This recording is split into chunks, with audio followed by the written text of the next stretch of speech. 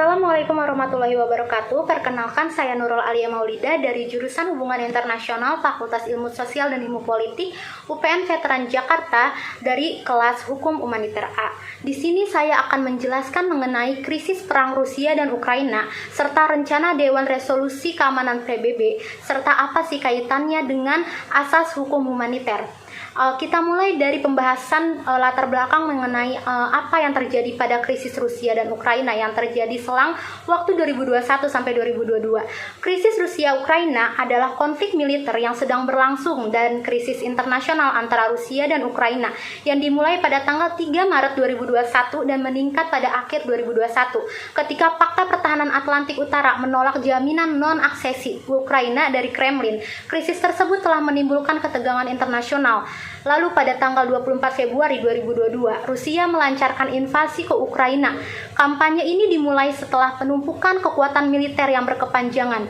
Pengakuan Rusia atas Republik Rakyat Donetsk maupun Lugansk yang diproklamasikan secara sepihak pada hari sebelum invasi, diikuti dengan masuknya angkatan bersenjata Rusia ke wilayah Donbas di Ukraina pada tanggal 21 Februari 2022. Lalu pada pukul 6 waktu Moskow, Presiden Vladimir Putin mengumumkan bahwa operasi militer dengan tujuan demilitarisasi dan denazifikasi Ukraina.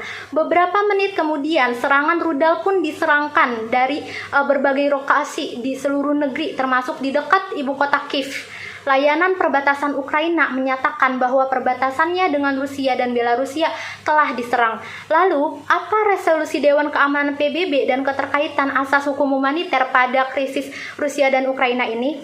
Oke, di sini dalam melancarkan aksinya, PBB juga tidak tinggal diam atas konflik yang terjadi. Dewan Keamanan PBB telah melakukan berbagai rencana resolusi yang terjadi antara Rusia dan Ukraina.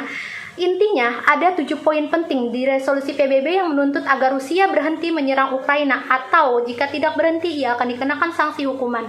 Yang pertama ada 1. Kecaman militer keras. PBB mengecam dengan istilah terkuat dari agresi dari Federasi Rusia melawan Ukraina.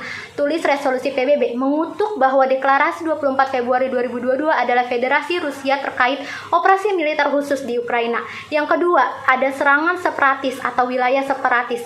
Di sini, PBB menuntut Rusia agar secepatnya tanpa syarat mencabut keputusan terkait status beberapa area Ukraina di Donetsk maupun Lugansk.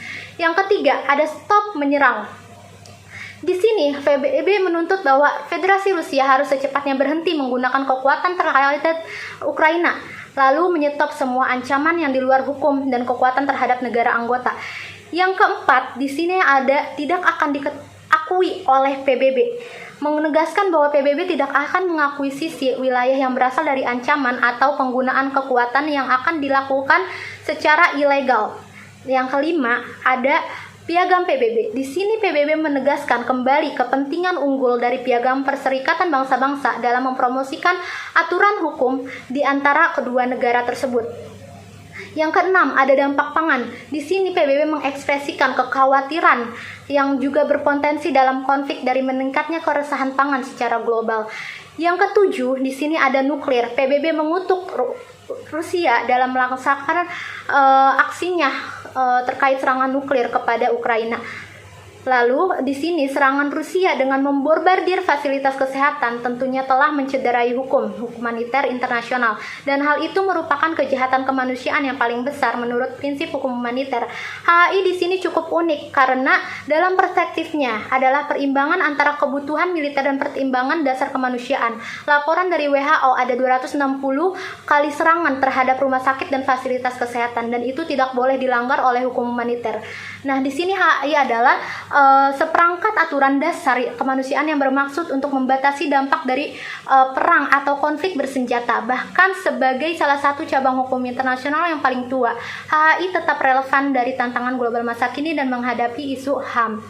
Nah, itulah rencana dari Dewan Keamanan PBB serta asas hukum humaniter internasional terkait perang Rusia dan Ukraina.